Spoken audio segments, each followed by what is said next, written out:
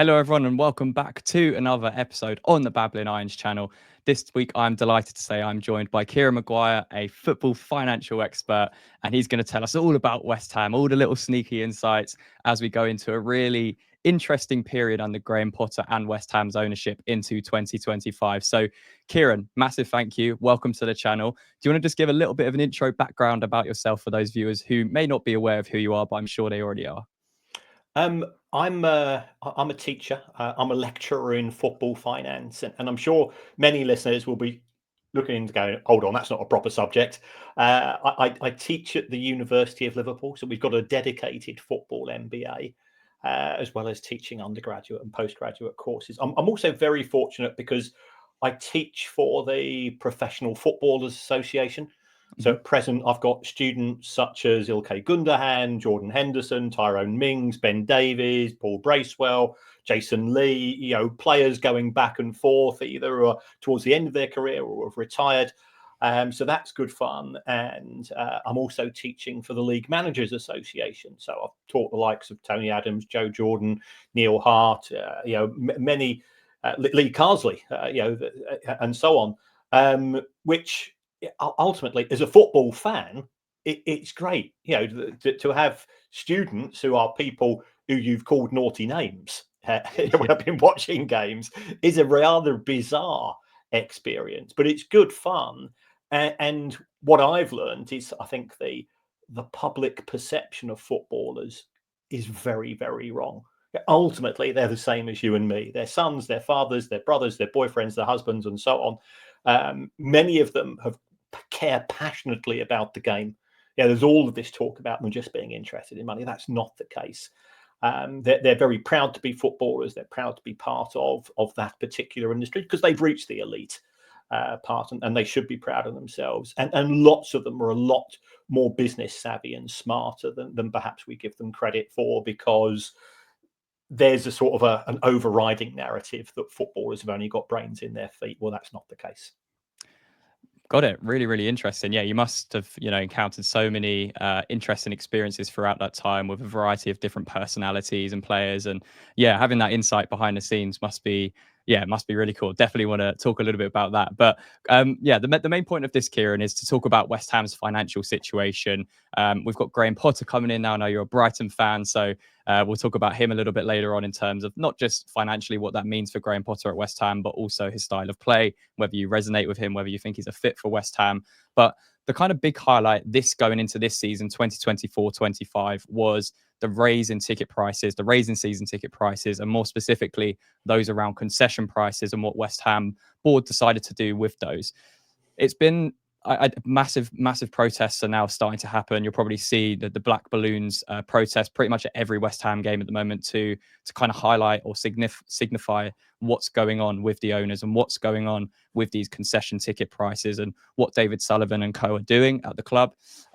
I'm going to be impartial in this interview, so I want to get your opinion and, again, the financial side as well. So how much of a benefit has that, say, because it's happened across Premier League clubs in kind of total, it's not just West Ham, but what does that raise in ticket prices actually do for a football club in the grand scheme of things? Because from a fan's perspective looking in, it's not that much. I mean, it can amass to a little bit of a gain over a sustained period of time, but when you're talking about the millions and millions of pounds in football, for me, it doesn't make sense to frustrate a fan base or freeze out your core group of supporters over something that small. So what's your take on it, and why would an owner like David Sullivan do that at West Ham? I think to a certain extent is that clubs like to follow somebody else. So West Ham didn't want to break from the pack, and we did go through, I think, a fairly sustained period in all Premier League clubs where season ticket prices, they were either frozen. If you talk to Manchester United fans about the Glazers, for example, they hate the Glazers, and I absolutely understand why. But Manchester United, I think it froze season ticket prices for 9 years out of 10. Yeah, that would be unheard of in any other industry where you're selling out. When we came out of COVID and we had fairly high inflation, clubs used that as a means of justifying putting through price increases for tickets for fans. And once they got into that mentality, we've seen that continue coming out of COVID. Now, in the case of West Ham, and I may have my figures wrong here, I think when West Ham moved from the Bowling Ground to the London Stadium, initially you had around about 54,000 season ticket holders. And the deal was, as I understand it as an outsider, we're going to try to sell more tickets. We accept that you've got an emotional investment with the Bowling Ground, which you're having to give up. So we're going to try to make up for that in two ways. A, we're going to deliver more on the pitch. And B, we're going to try to keep prices relatively low. And compared to Chelsea, compared to Arsenal, compared to Spurs, and I think that you as fans sort of say, well, we do consider, but we think we've got more of probably of a working class fan base.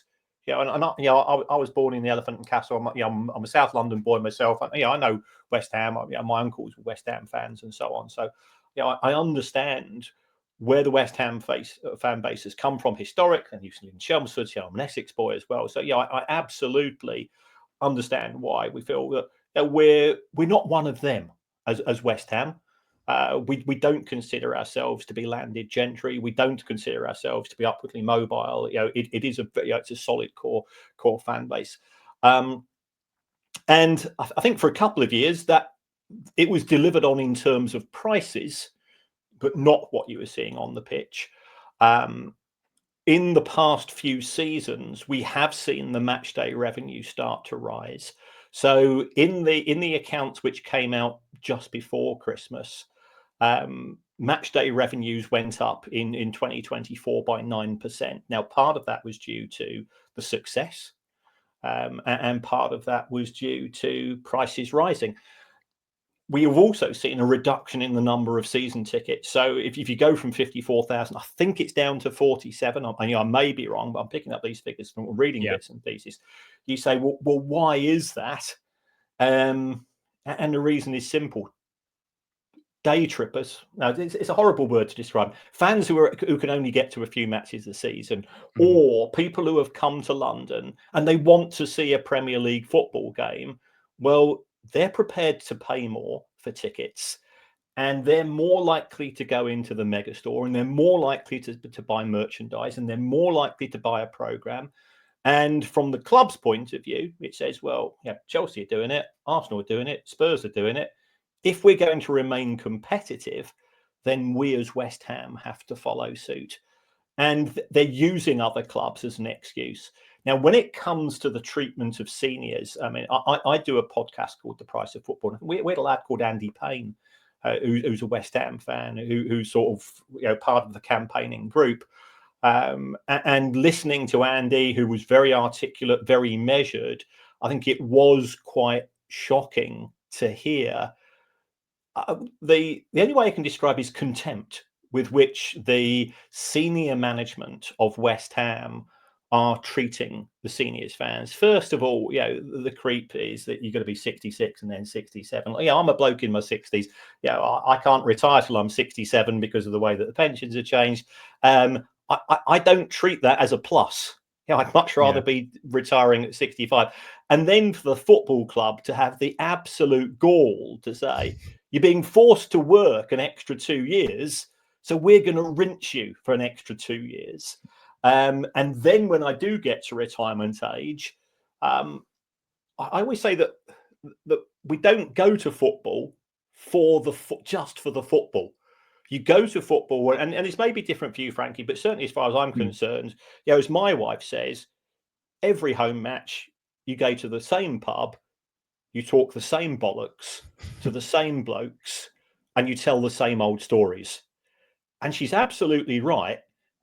And I love it, because there's no greater sense of bonding with a bunch of blokes than you get before a football match. And part of that bonding then continues when you get to the stadium, because we've all sat together for years. We've all moaned together for years. And when we score, we all punch the air and we all hug each other the way we've done for years.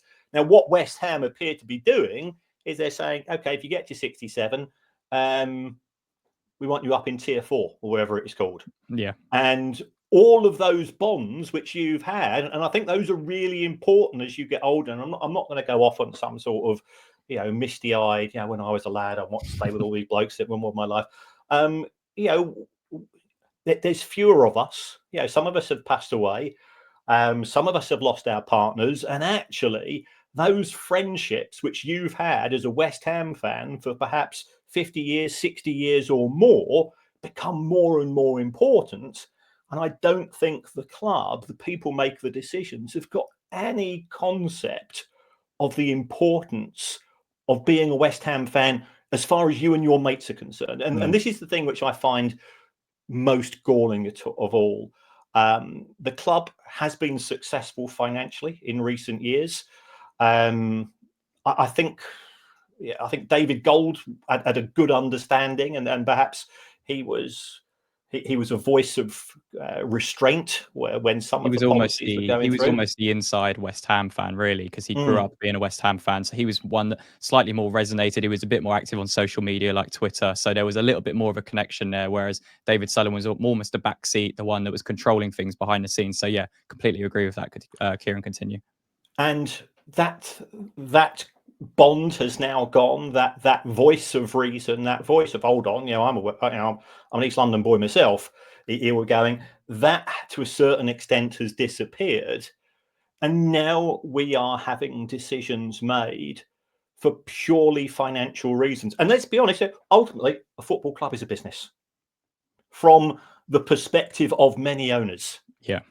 To you, Frankie, it's not a business. For you, it's a central part of your life. It's part of your identity. It's part of your heritage. It's part of your history, and it's part of your future. And I don't think necessarily owners understand that. I'm not having a dig at American owners because they're American, but American sports franchises come from a completely different culture to English football and to European football, and even I think US, the MLS is a different beast to the Premier League and the Bundesliga and La Liga and so on. And I don't think there's good understanding as to just how important West Ham is to you. And also what they don't understand is that they just say, well, it's just a football club. There's other football clubs around. It's not. West Ham are a monopoly, because you cannot support another football club.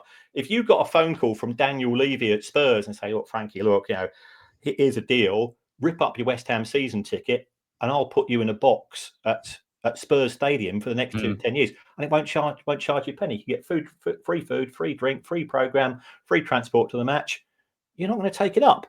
No. So, you are a monopoly consumer of West Ham, and you've got that until your dying breath. And I'm not trying to be melodramatic here, but that's how we are geared as football fans.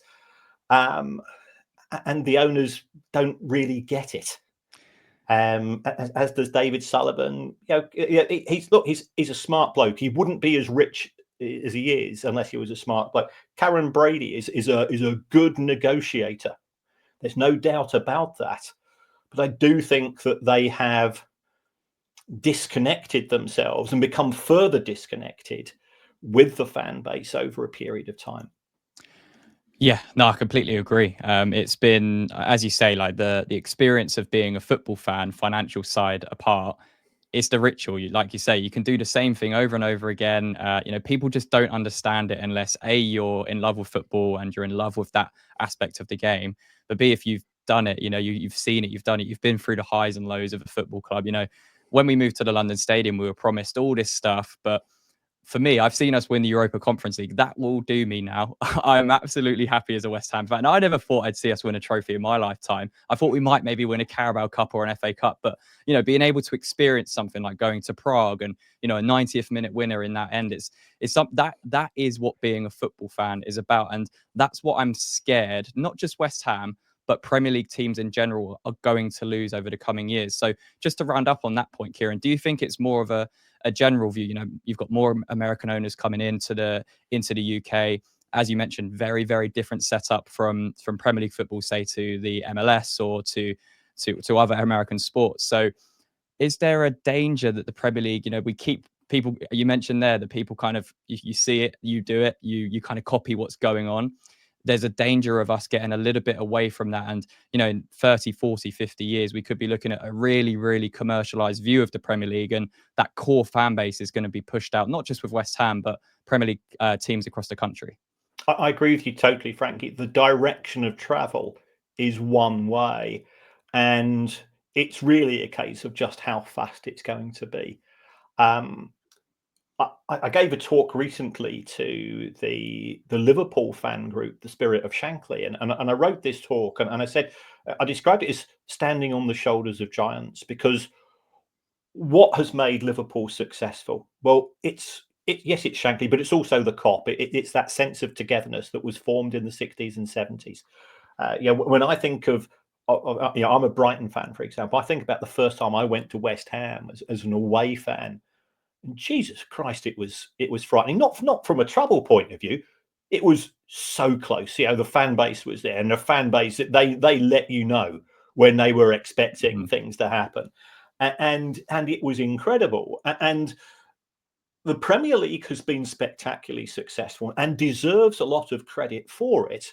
But equally, I think the Premier League needs to give a lot of credit back to the fans who have created those atmospheres, because you don't get that same degree. You listen to Match of the Day, or you listen to a match live on Sky, especially from 20 or 30 years ago when the Premier League was just starting, and the noise that was being made by both home and away fans.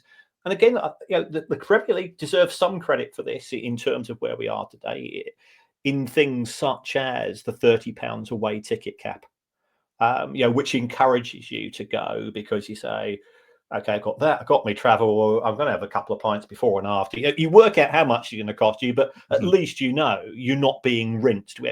Fulham are charging 70, 80, 90, £100 for home ticket fans, but they don't have to travel. And for anybody that's you're a young person, you've got commitments, you've got limits in terms of your income, you've got costs other than football. At least if you're following West Ham away, it's the 30 quid, and that's, I think that's a genuine gesture, and it's a fair gesture, and we deserve to thank the Football Supporters Association for that. But the Premier League, I don't think, gets it, because I don't know about you, I watched the football that was on telly during COVID, and it was crap. Yeah. And why was it crap? It's because we weren't there. We were not there. Because what do football fans do? Football fans convert a piece of static concrete, which is the football stadium, into a living, breathing organism. And that living, breathing organism, it's not just the singing, it's the oohs, it's the ahs. And I'm not being rude about West Ham. Half the thing about West Ham is the misery. Because how often do you actually enjoy a match for 90 minutes? Even if you're one up, you're tense. Every time the opposition go over the halfway line, you go, oh, Jesus Christ, here it goes again. And I'm exactly the same. It's only when you're 3 or 4 up, and a Brighton fan, even if you're 2 up with 2 minutes to go, that's not a guarantee of us getting a win this season, I can assure you. And the tension is palpable, and the tension can be picked up by a TV audience as well. And that tension has come from you, and it's come from me, and it's come from your mates and my mates, and everything. I think we deserve a lot of credit for that. And therefore, I think there's a case for saying there's no need to justify some of the really mealy-mouthed movements that we've seen here. And I'd include West Ham here, and I'd certainly include Spurs in terms of what they done, and Manchester United charging 66 quid for kids' tickets and senior tickets. They know that they're going to sell the tickets out. You don't have to do it. And if they say, oh, we're being forced to do it by PSR, you go, hold on, you invented PSR. So don't, you're just using it as a convenient excuse. I don't think it's justified. I'm looking at West Ham's accounts here for 2024. West Ham's broadcast income went up by £19 million. Is there any need to put up season ticket prices for seniors, or to make it more difficult for seniors? I don't think so. And what you will get from the club, and what you will get from other parties, is, well, somebody else has done it, so therefore we don't have any choice. Now, you do have a choice. you could actually be slightly more principled. And I think you get a hell of a lot more respect from the fan base coming back if you articulated that. If you take a look at Brentford, for example, I think Brentford are a classic example of a fan-owned club in London where they've said, they're going to subsidise away tickets for kids. They're going to not put up season ticket prices next season. They've got 2 years for a home shirt instead of one.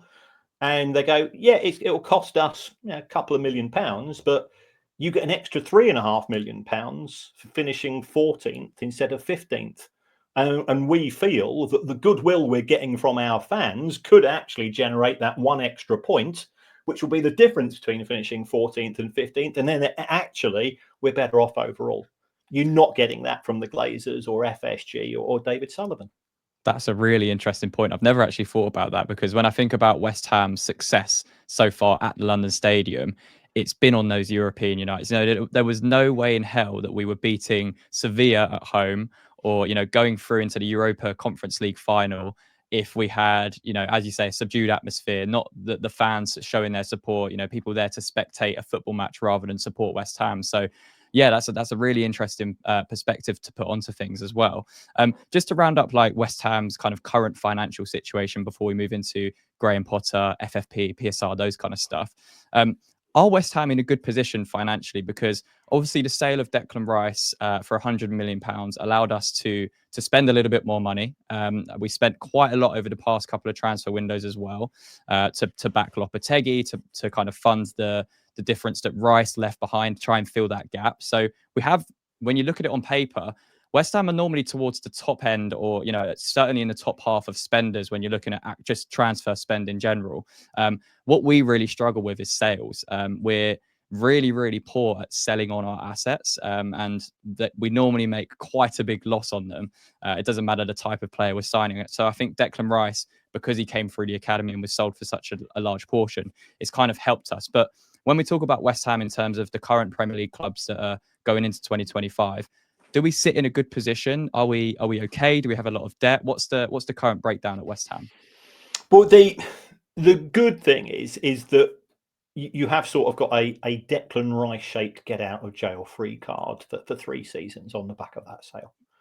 From a PSR perspective, West Ham have made a profit of £51 million over the last 3 years. You can lose 105, and that 105 is after adjusting for your academy costs. Your academy costs, I would imagine, probably in the region of £15 million a year. You've got women's team, you've got community. So you can probably add on to that figure of £51 million. I think you can probably get close to doubling it. So yes, is there the capacity to spend? Yes. Has the club spent money? Yes, it has. It spent £184 million in 2022, £124 million in 2023. But the Declan Rice sale effectively meant that you had a negative net spend. The overall cost of the squad, it's competitive for a non-Big Six club, but the non-Big Six has changed, because I think you've got 2 very ambitious and aspirational clubs in Newcastle United and Aston Villa. Potentially, you've got Nottingham Forest being added to that, because they've got a billionaire owner who wants to spend money. And in fact, only earlier today, we're recording this on what, the 13th of January, he wrote off £72 million that was owed to him, by just effectively saying, I'll bin it off and change it into shares, which is great from the club's point of view. So to be top 10, I think, is increasingly difficult. West Ham have got some positives. First of all, they're in London. You've got a price benefit of being in London. Secondly, you've got a 62,000 capacity stadium. And thirdly, I know some West Ham probably don't want to hear this, you're being subsidised by the London taxpayer because of the stadium. So all of those are pluses from a financial point of view. That they're in a strong position. They've got a bit of cash in the bank. They've got next to no borrowings. If you take a look and go back to 2021, West Ham owed over £100 million in loans. Now there's nothing. So all of these are positives, which gives the club flexibility. The only thing which concerns me slightly is that you said that West Ham supported the manager. Yes, they did. And they bought a load of players and they bought them on credit. Mm-hmm. So they've got installments on those players that have been bought, which still need to be paid this January, this July, and so on, which will soak up some cash. But given that you've effectively written off all your debts, and we don't know what Kretinsky's mindset is. He's been very enigmatic since joining the club. I think there is scope to do things. What I would always say to people is that there's a difference between spending money and spending it well. And you're in a far better position than I am to say, on a qualitative point of view, how well the money's been spent. But it has, there's no doubt that managers have been supported financially. Yeah, no, I think it's a kind of a mixture of two. So I think the Declan Rice sale definitely helped, as you mentioned, and the spending that summer was almost forced. They were almost forced to do it by what would have happened if we didn't spend that money because of the gap that Declan Rice left. So in that ways, it was almost forced, not literally, but it kind of was, because there would have been an absolute meltdown if none of that money was invested back into the squad going into that next season with Europa League football as well. But when we talk about this season, as you say, Julian Lopetegui, new manager, new project, new identity, new philosophy, requires new players. And we had a lot of departures. We have a really aging squad. We have one of the highest aging squads in the league, which is difficult. And that then kind of feeds into the resale value of the players that we're signing. So we've tried to shift now into signing younger talents. But again, that's still a work in progress. For me, I think now Graham Potter's come in, which segues nicely in, Kieran. I know you're a Brighton fan, so you would have seen Graham Potter at Brighton and, the time he spent there. Before we even get into the financial backing that he could potentially have, from a fan's perspective, take the financial away. What do you make of that move for West Ham to bring in Graham Potter at this period of the season, and with the identity and style he's trying to instill into this football club? Do you think he's a good match for West Ham? I've got huge admiration for Graham Potter as a human being. He's got great values. When he was manager at Brighton, he went out one night in a sleeping bag and he said, "This is what it's like to be homeless." People think that Brighton's an affluent city. It's not. Brighton's got one of the highest homelessness rates in the country. It's got huge issues in terms of drug abuse and so on. So for him to do it, and he could have said, he could have worn a badge, he could have said, could have said something on social media. No, he walked the walk as well as talk the talk. If ever you have a conversation with Graham, and I'll be honest, I've not spoken to him myself, but I know lots of people have. He is a thoughtful and measured individual. He took over Brighton after they'd had 2 years of Chris Hughton as manager in the Premier League. Chris did exactly what he was asked to do, which was to avoid relegation for a couple of years. I'll be honest, it was painful. When the mindset is to get a 0-0 draw away from home, practically every match, you go along because you're a fan and you have to do it. But you're trying to nick a goal. You're setting up to be very cautious. And that's not a criticism of Chris, because that was his objective and he achieved it. And he was then sacked. Graham came in. I went to the first match when he was a manager and we went, blimey, O'Reilly, this is a complete change in terms of the style of football.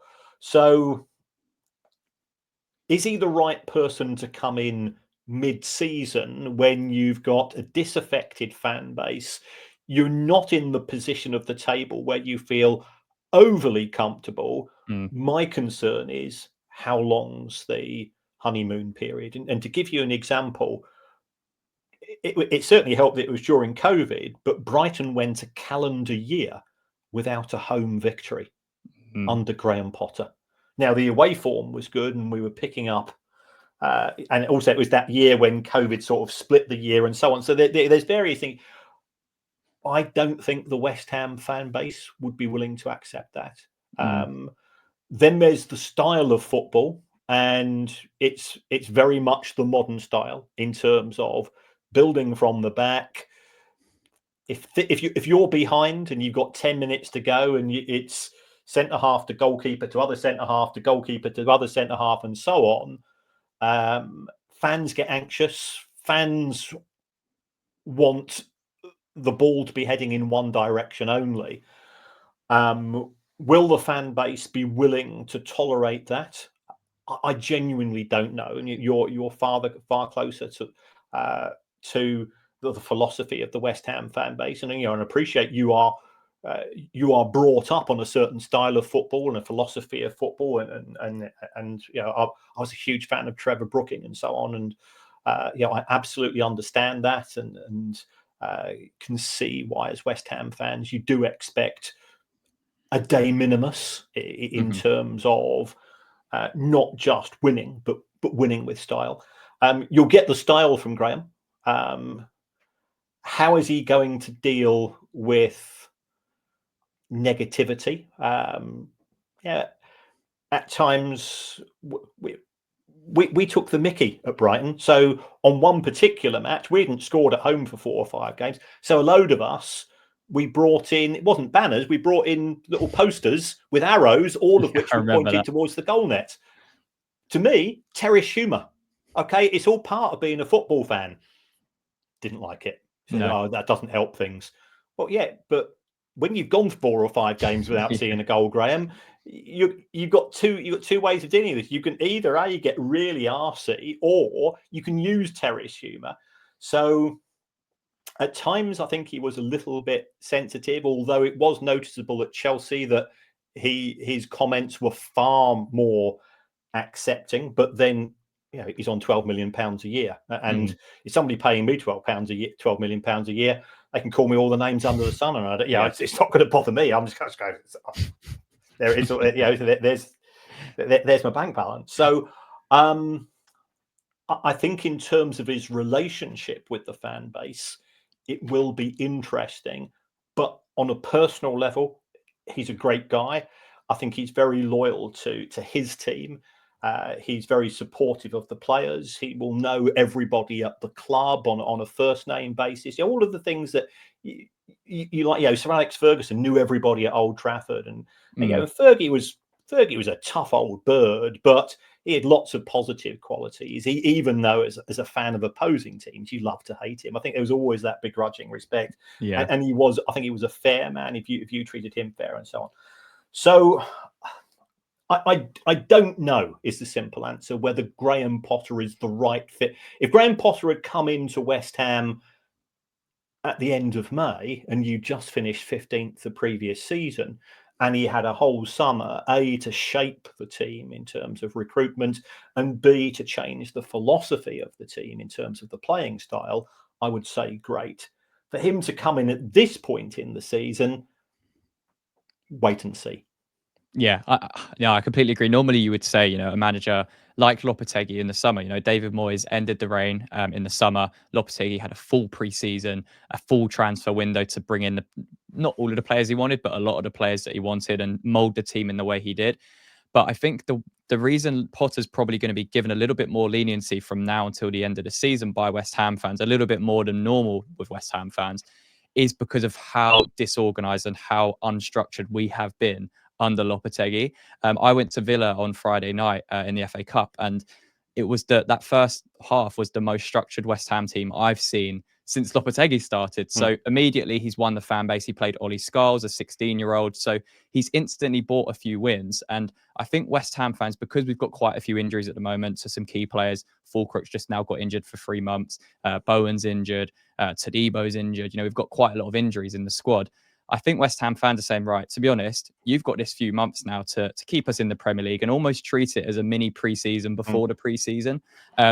And almost it gives Graham Potter that little bit of extra time, in my opinion, to kind of get through this season, make sure we survive. We're 7 points off the drop as things stand when we're filming this. So we shouldn't, touch wood, be in danger of going down. And we should have enough quality to stay up. So I think it may work to Graham Potter's advantage. But as you say, going a calendar year without winning at home, that won't sit at West Ham. That definitely won't sit. It doesn't matter how nice we're playing, how much we're building up from the back. If we're not winning games, that's where fans start to turn on you. As David Moyes found out, as Lopetegui found out, as every West Ham manager has found out. So In terms of the financial backing, obviously that's going to be a massive part of what Graham Potter wants to do, because you're asking a manager now to reshape the squad into what he needs. Certain profiles or personnel are going to have to fit into his system. And it's a complete change from Lopetegui. It's a complete change from Moyes. So you've gone from shift to shift to shift. So I know you mentioned we're in quite a decent position financially. Let's talk about the summer, the upcoming summer transfer window. Will West Ham have the money to spend, theoretically, if they need to back Graham Potter in the transfer window? They will certainly have the latitude to spend money from a PSR point of view. So therefore, it then comes down to how is that going to be funded? Do they have the scope to borrow money? Yeah, they've got no debt at present, so that's a positive. Can they buy players on credit? Yeah, everybody buys players on credit. Will they be able to pay competitive wages? Well, we're looking at my numbers here. Look, my numbers are pretty crude. I've got a spreadsheet in front of me. Says here the average wage at West Ham just under 75 grand a week. That means that you can sign players from Europe, from practically every club apart from the elite. So you've got the choice of clubs in Europe. You can certainly outbid half of the Premier League. So all of those are a positive. And I'll be honest, yeah, if Graham Potter if we're having this conversation in 2.5 years' time, what Graham Potter will have done, he will have transformed the way that West Ham play. We as a fan base at Brighton, we had to bend to his will, and that grates at times, because we're all, we all think we know better than the professionals. Yeah. But he is a progressive manager. He certainly has some fascinating ideas about getting the best out of people, about nurturing players, and all of this stuff that people might say, that sounds a bit woke, doesn't it? Yeah, nurturing players. Just get it in the back of the net, pal. Yeah. But that might work on a very short-term basis, but it inevitably fails on a more medium-term. So I think if he is supported by the club, and I think he was fortunate, not fortunate at Brighton, because they chose the right person. The club had decided on the style of football that it wanted to play, and it's recruited a manager who it felt could fit into that style, and it recruited players. So he was actually a coach. He wasn't seen as a manager. The club bought the players, and yes, he would have some say, but they were always the recruitment team's players, and they bought pretty well. McAllister won the World Cup. Caicedo, the highest priced player in English football. Yabba yabba yabba. So they did recruit very well, and he was able to benefit from that. But he also made those players better during his period of time. So Graham Potter's an important part of the machine.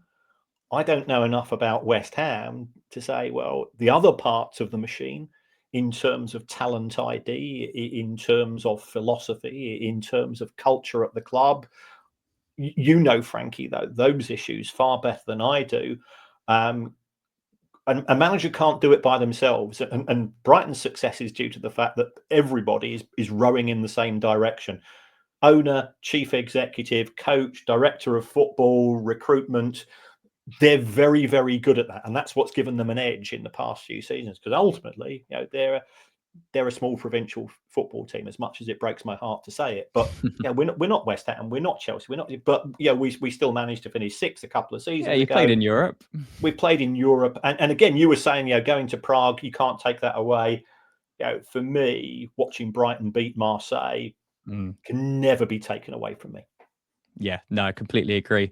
Just on, I know we spoke about PSR and, how we can kind of maybe go around that. Obviously, there's a bigger, it's not just spending equates success, although there is, the more you spend, the more likely you are to have success. But with West Ham's case, it's definitely not the idea that you spend more and you get all this talent and you're the best, because otherwise we'd be performing much better than we are. But would theoretically, I know we spoke about, Krasinski as kind of, he has about 27% ownership.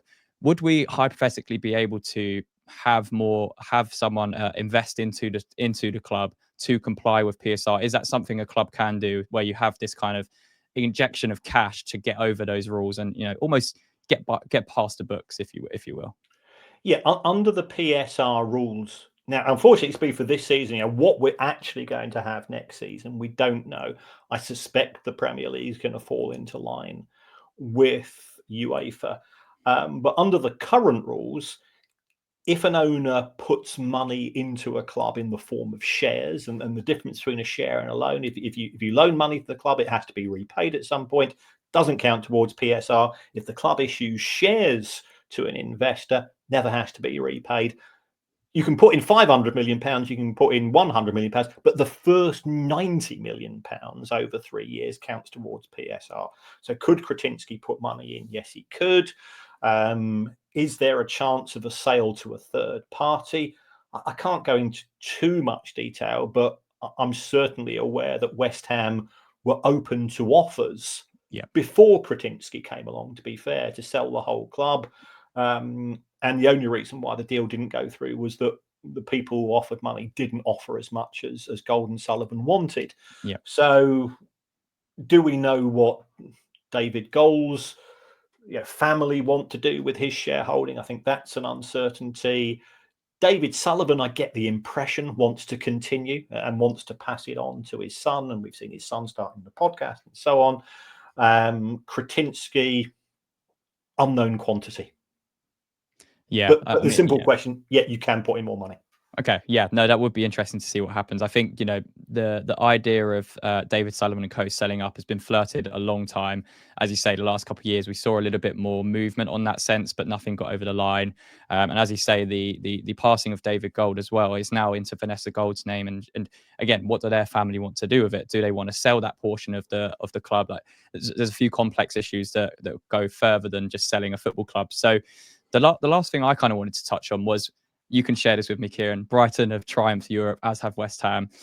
How much of a financial impact is there for West Ham not being in Europe this season? Does it play quite a big part financially?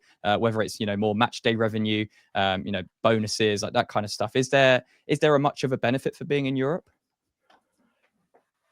In the conference, not really. But by the time you factor in, yes, you can make a bit of money from prize money. Yes, you have more matches, so match day income comes up. But you'll be able to tell me in far more detail.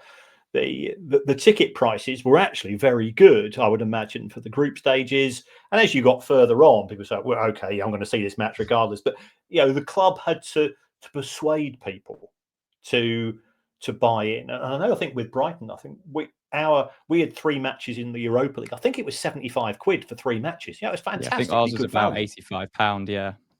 Yeah. So it was.